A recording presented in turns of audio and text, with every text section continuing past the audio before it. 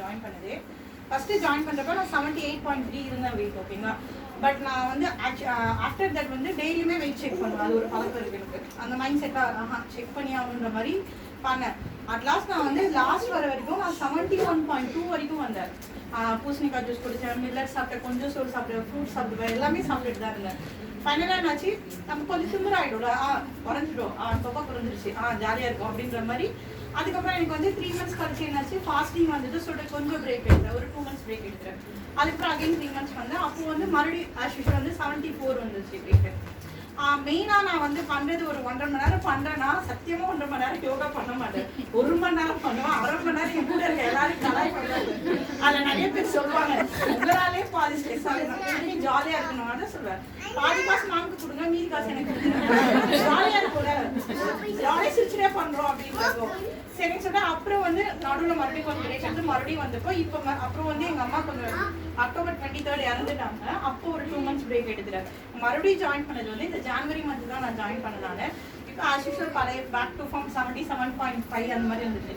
மறுபடியும் இப்போ next மந்த்லேருந்து next வீக்லேருந்து நான் வரமாட்டேன், ஃபாஸ்டிங் ஸ்டார்ட் ஆகிடுவது.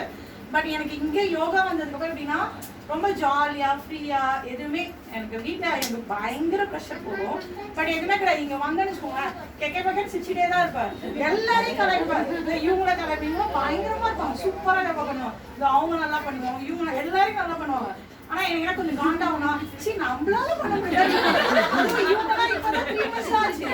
அல்டி என்னன்னா அந்த சக்கராசனம்லாம் எனக்கு வரவே வராது.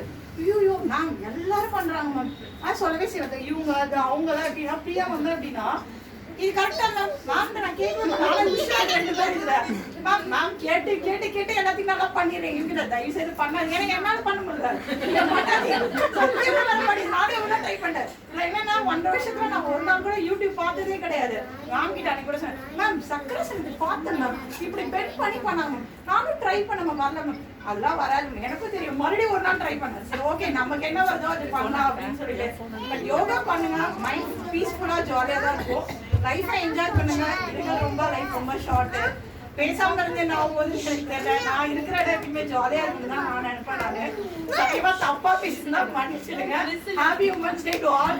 விசில் அடிக்கிறேன்னு சொன்னா